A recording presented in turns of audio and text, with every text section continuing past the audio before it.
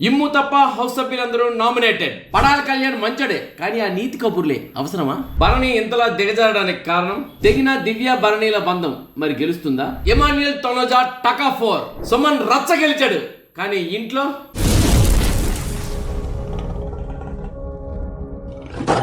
Hi hello నమస్తే, నేను మీ SS Patnaik. చూస్తూనే ఉండండి పెమ్స్ టీవీ. షేర్ చేయండి, లైక్ చేయండి, సబ్స్క్రైబ్ చేయండి, గంట సింబల్ కొట్టడం మర్చిపోకండి. ఇక బిగ్ బాస్ అప్డేట్స్ విషయానికి వచ్చినట్లయితే నిన్న ఆదివారం ఎపిసోడ్ చాలా ఉత్కంఠ భరితంగా జరిగింది. చాలా అంటే చాలా ఆనందంగా జరిగింది. హాట్ గా జరిగింది అని చెప్పడం కానీ ఉత్కంఠ భరితంగా జరిగిందని మాత్రం చెప్పగలను. సరే, ఇక నాగార్జున గారు మొట్టమొదట సుమన్ గారిని నిల్చోబెట్టి సుమన్ గారికి అడిగారు, సుమన్ కంగ్రాచులేషన్స్, అందరూ నీకు హిట్ ఫ్లాప్లో 100% హిట్ అయ్యావని, 0% ఫ్లాప్ అని నీకు మార్కులు వేశారని సుమన్ మన నాగార్జున గారు సుమన్ని అభినందించారు. ఇక సుమన్ దగ్గర ప్రారంభించారు ఏంటంటే, ఇక్కడ ఇంట్లో ఉన్న సభ్యుల్లో ఎవరు కప్పుకు దగ్గరలో ఉన్నారు పెట్టు, ఎవరు ఎగ్జిట్కి దగ్గరలో ఉన్నారు పెట్టు అని చెప్పేసి, దానికి సుమన్ వెళ్ళి కప్పుకు దగ్గర ఉన్న వ్యక్తి అని చెప్పేసి తాను మన ఎమాన్యుయల్ పెట్టడం జరిగింది. ఇక ఎగ్జిట్కి దగ్గరలో ఉన్న వ్యక్తి ఎవరంటే శ్రీనివాస్ సాయిని పెట్టడం జరిగింది. ఆ రీజన్స్ కూడా తను చెప్పాడు. ఓకే, అక్కడ నుండి ప్రారంభమైతే మిగతా సభ్యులందరికీ ఇదే మ్యాటర్ అడిగారు. అయితే ఆ సభ్యులందరికీ కాస్తో కూస్తో తెలివి ఉంటే బాగుంటుంది కదా, కానీ తెలివి అనే దానికన్నా వాళ్ళలో ఒక ఈర్ష్య అనేది మొదలైందని మాత్రం చెప్పగలం. ఎందుకంటే సుమన్ అనే వ్యక్తి అందరి చేత శహబాష్ అనిపించుకొని 100% బాగా ఆడుతున్నాడు, హిట్ అయ్యాడు అని చెప్పేసి మార్కులు తెచ్చుకున్నారు సుమన్ గారు. అంటే మేమంతా ఆడేందులో పిచ్చి వాళ్ళమా? కాదు కదా. సుమన్ అనే వ్యక్తి నిజంగా గెలిచాడు, కానీ ఇంట్లో ఒక్క సభ్యుడు కూడా కప్పుకు దగ్గరలో సుమన్ ఉన్నాడని పెట్టలేదండి. ఒక్క వ్యక్తి కూడా. సుమన్ కప్పుకు దగ్గరలో ఉన్నాడని పెడితే ఎందుకు తప్పేమైంది? పెట్టొచ్చు కదా. ఎవరు పెట్టలేదు. ఎందుకు తెలుసా? సుమన్ గెలుపుకి ఎవరు అంగీకరించట్లేదు. రచ్చ గెలిచాడు సుమన్, కానీ ఇంట గెలవలేదు కాదు, గెలవడానికి అవకాశం ఇవ్వట్లేదు. ఆ గెలుపుని అంగీకరించట్లేదు. సుమన్ గెలుపుని ఒక విధంగా చెప్పాలంటే ఓర్వలేకపోతున్నారు. In the same time Suman గెలుస్తాడే, సుమన్ గెలవడలే అనుకుంటున్నారు. కానీ నవ్విన పువ్వులే వికసిస్తాయి అన్నట్లు ఈ సుమన్ అనే వ్యక్తి గెలుస్తాడని ఎందుకునో నా శక్తి శాస్త్రం చెప్తుంది. నిజంగా అన్ఫేర్ జరగకపోతే మాత్రం సుమన్ అన్న గెలుస్తాడు. అన్నా సుమన్ అన్న రచ్చ గెలిచావు, ఇంట్లో గెలవలేదన్నావు, ఆ గెలుపుకి అంగీకరించట్లేదు. ఇక నెక్స్ట్ పడాల కళ్యాణ్ విషయానికి వస్తే, నాగార్జున గారు పడాల కళ్యాణ్కి అడిగారు ఎవరు టాప్ 1లో ఉన్నారు అంటే తనూజాని పెట్టడం జరిగింది. ఇంకా ఎగ్జిట్ లో ఉన్నారు అంటే ఇక ఎవరు ఎగ్జిట్ ఇవన్నీ మనం పక్కన పెడితే, ఇక పడాల కళ్యాణ్కి ఒకటే అన్నారు, నీకు దివ్య మోసం చేసిందా, ఇచ్చిన మాట తప్పిందా అంటే, అవును సార్ నాకు ఇచ్చిన మాట తప్పింది, దివ్య ఒక మాట చెప్పింది, ఒక పని చేసింది అని పడాల కళ్యాణ్ ఏదో నీతిని వల్లిస్తున్నాడే.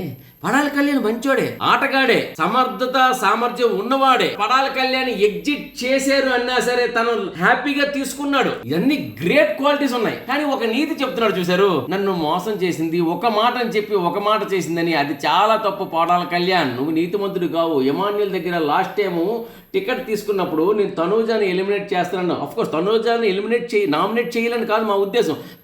తనూజాని నామినేట్ చేస్తానని చెప్పి నువ్వు టికెట్ కార్డు తీసుకున్నాడువి, తర్వాత సంజనాన్ని నామినేట్ చేసావు. అంటే నువ్వు ఎమాన్యుయల్ దగ్గర నువ్వెందుకు డిఫెన్స్ తీసుకుంటున్నావు? నువ్వు చేసిన తప్పే కదా. కాబట్టి ఈ నీతి మాట్లాడడానికి నీకు అర్హత లేదు అని చెప్పడానికి ఇది పెద్ద ఉదాహరణ. ఎందుకంటే పడాల కళ్యాణ్ అర్థమైపోయి ఉంటుంది నీకు, ఆ ఫ్యాన్స్ కూడా.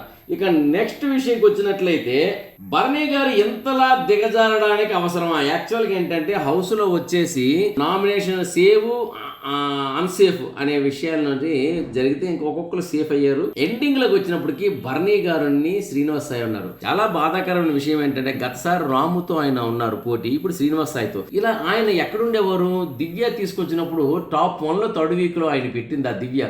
మరి అలాంటి టాప్ 1లో ఉన్న పర్సన్ ఈ రోజు లీస్ట్ పర్సన్స్ తో పోటీ పడుతున్నారంటే ఏంటి భరణి గారు? పైగా భరణి గారు వెళ్ళి తనూజకి వెళ్ళి రిక్వెస్ట్ చేస్తున్నారు, నువ్వు నన్ను సేవ్ చేస్తావా, నీ దగ్గర ఉండే పవర్ నాకు ఉపయోగిస్తావా, నేను ఎప్పుడు ఎవరిని అడగట్లేదు, ప్లీజ్ ఉపయోగించమని ఆయన అడగడం అనేది నాకు నిజంగా బాధ అనిపించింది. భరణి గారు మీరంత దిగజారడానికి కారణం ఏంటి చెప్పండి? అవసరమా? మీరు సింహం, మీరు అలాగే నిల్చోండి. సేఫ్ చేసేవాళ్ళు సేఫ్ చేస్తారు, పంపించేవాడు పంపిస్తాడు. ఎమాన్యుయల్ పంపించిన మీకు ఫరక్ పడలే, మళ్ళీ తిరిగి వచ్చారు. ఈ రోజు మళ్ళీ వెళ్ళిపోతే తిరిగి వస్తారని కాదు, కానీ బట్ వచ్చిన మళ్ళీ మీరు బంధాలు బాంధవ్యాలు అనే సీరియల్ చూపించారు కాబట్టి ఈ రోజు మీరు వాళ్ళకి వెళ్ళి రిక్వెస్ట్ చేసుకోవాల్సి వచ్చింది. కాబట్టి మీరు అలా రిక్వెస్ట్ చేయొద్దండి, మీరు యాచించొద్దు, శాసించాలి. అది మీ తాలూకా క్యాపబిలిటీ.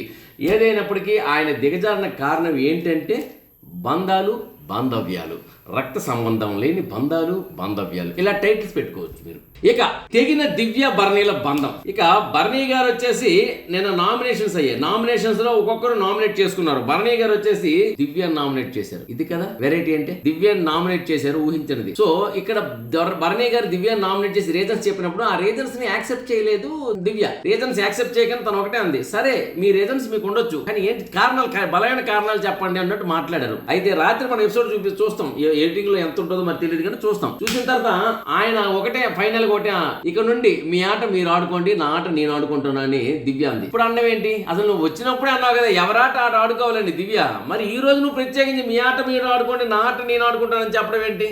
కాబట్టి సరే ఏదైనప్పటికీ ఇప్పటికైనా కళ్ళు తెరిచారు, ఎవరి ఆట వాళ్ళు ఆడుకోండి. ఏదైనప్పటికీ కొండ బద్దలు కొట్టినట్లు ఇద్దరు బంధం తెగిపోయింది అని చెప్పుకున్నారు, ప్రకటించారు. మరి ఈ ప్రకటన అనేది ఎంతవరకు నిలుస్తుంది, ఇది ఈ ప్రకటన గెలుస్తుందా లేకపోతే వీళ్ళు బంధం విడిపోయిన తర్వాత కూడా గెలుస్తారా, అసలు వీళ్ళ మాట గెలుస్తుందా బంధం గెలుస్తుందా అనేది త్వరలోనే తెలుస్తుంది. ఇక నామినేషన్స్ లో ఆర్గ్యుమెంట్స్ కి బ్రేక్ పడిందండి. అవును, ఆర్గ్యుమెంట్స్ లో టైం బాంబ్ వేసారన్నమాట బిగ్ బాస్. టైం బాంబ్ అంటే ఏమీ లేదండి, టైం పెట్టారు. ఎంత ముందులాగా గంటల కొద్ది వీళ్ళు ఆర్గ్యుమెంట్స్ చేసుకోవడానికి వీలు లేదు. ప్రతి ఒక్కరికి ఒక 5-6 నిమిషాలు అంతే టైం. బజర్ అంటూ buzzer to buzzer, Bigg Boss buzzer నొక్కేస్తాడు. ఆ 5 నిమిషాల్లోనే వీళ్ళు చెప్పాలి, వాళ్ళ డిఫెన్స్ చేసుకోవాలి. అంతకు మించి సోది చెప్పడానికి వీలు లేదు. అందుకని బిగ్ బాస్ ఏంటంటే నామినేషన్స్ లో టైం అనేది ఒకటి పెట్టారు. ఆ టైంలోనే వాళ్ళు చెప్పడం కానీ డిఫెన్స్ చేసుకోవడం కానీ జరగాలి అనేది. సో ఆ విధంగా ఏంటంటే ఈ నామినేషన్స్ ఇలా టైం పెట్టిన తర్వాత ఇంట్లో సభ్యుల్లోని 6 సభ్యులు నామినేట్ కాబట్టారు. అందులోని గౌరవ్ ఒకరు, రీతు, దివ్య, భరణి, సంజన, నిఖిల్. సో ఇలా ఈ 6 నామినేట్ అయ్యారు. కానీ బిగ్ బాస్ ఏం చేశారంటే హౌస్ సభ్యులందరినీ నామినేట్ చేశారు. హౌస్ సభ్యులందరినీ నామినేట్ చేయడం ప్రకటించి ఒక్క ఎమాన్యుయల్కే ఆ పవర్ ఇచ్చారు. ఒకటి ఎమాన్యుయల్ కెప్టెన్ అని కూడా కాదు కానీ ఆయన దగ్గర పవర్ హస్త్రం ఉందనే పవర్ తోని ఆయన నామినేట్ చేశారన్నమాట.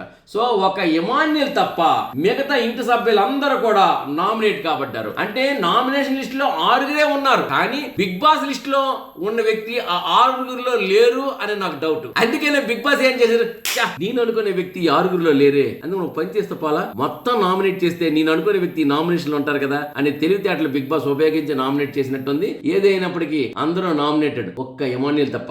ఒకవేళ ఎమాన్యుయలే కానీ బిగ్ బాస్ తలంపులో ఉంటే పవర్ అస్త్ర నెక్స్ట్ వీక్ ఉండేవారేమో. ఇక ఎమాన్యుయల్, తనూజ పక్కా 4. తనూజ ఆమె గెలుస్తుంది. అంటే యాక్చువల్ గా ఏంటంటే రూమ్ లో సభ్యులందరికీ అడిగారు టాప్ 1 కప్పు దగ్గరికి ఎవరుంటారు, ఎగ్జిట్ దగ్గరికి ఎవరుంటారని. కప్పు దగ్గరికి ఎవరు ఉంటారంటే 5 సభ్యులు మన తనూజని పెట్టారండి. ఎమాన్యుయల్ ని 5 సభ్యులు పెట్టారు. అంటే ఇద్దరు సరి సమానంగా ఉన్నారు. అంటే ఈమెకు 5 ఓట్లు పడితే ఆయనకు 5 ఓట్లు పడ్డాయి. మరి అదే విధంగా ప్రజల దగ్గర నుండి కూడాను ఎమాన్యుయల్ టాప్ సెకండ్ 95% హిట్ అని వస్తే 93% హిట్ అని చెప్పేసి తనుజకు వచ్చింది. అంటే మొత్తానికి ఏంటంటే వీళ్ళిద్దరి మధ్య మంచి టకాఫోర్ నడుస్తుంది. ఈ టకాఫోర్ లో ఎవరు గెలుస్తారు, ఎవరు కప్పు కొడతారనే విషయం మాత్రం కాలం నిర్ణయిస్తుంది. అంతకు ముందు బిగ్ బాస్ నిర్ణయిస్తారు అనుకోండి. ఇక మన నిర్ణయం అనేది ఏంటంటే తర్వాత విషయంలేండి. ఏదైనప్పటికీ తనుజ మాత్రం నిన్న చూపించే విధానం, అంటే నాగార్జున గారు ఆమె అంటే వచ్చేటప్పుడు ఆమె ఏ విషయంలో కానీ ఇంతకు ముందులాగా ఎక్కువ ఎమోషనల్ అవ్వకుండా అవసరార్థం చూస్తూ ఆమె లోపల ఉన్న బాధను దిగమింగుకుంటూ ఆమె కరెక్ట్గా ఆమె ఏం మాట్లాడాలో అవే మాట్లాడింది, ఏం పెట్టాలో అవే పెట్టింది. నెక్స్ట్ ఇంకోటి ఏంటంటే నిన్న ఆమె చూపించే విధానం, ఆమె మాట్లాడే విధానం నిజానికి హృదయానికి హత్తుకుందని మాత్రం చెప్పొచ్చు. ఇదండి ఈరోజు అప్డేట్స్. మరిన్ని అప్డేట్స్తో మళ్ళీ నేను మీ ముందుంటాను. అంతవరకు బాయ్, నమస్తే. నేను మీ ఎస్ఎస్ పట్నాయక్. చూస్తూనే ఉండండి పెమ్స్ టీవీ. షేర్ చేయండి, లైక్ చేయండి, సబ్స్క్రైబ్ చేయండి, గంట సింబల్ కొట్టడం మర్చిపోకండి. ఇంకా మన ఇన్స్టాలోని, ఎఫ్బీలోని మన పెమ్స్ టీవీని ఫాలో చేయండి, ఫాలో అవ్వండి, ఫ్రెండ్స్గా రండి. మీరు ఇచ్చే సహాయ సహకారాలతో మరింత ముందుకెళ్తామని నేను కోరుకుంటున్నాను. నమస్కారం.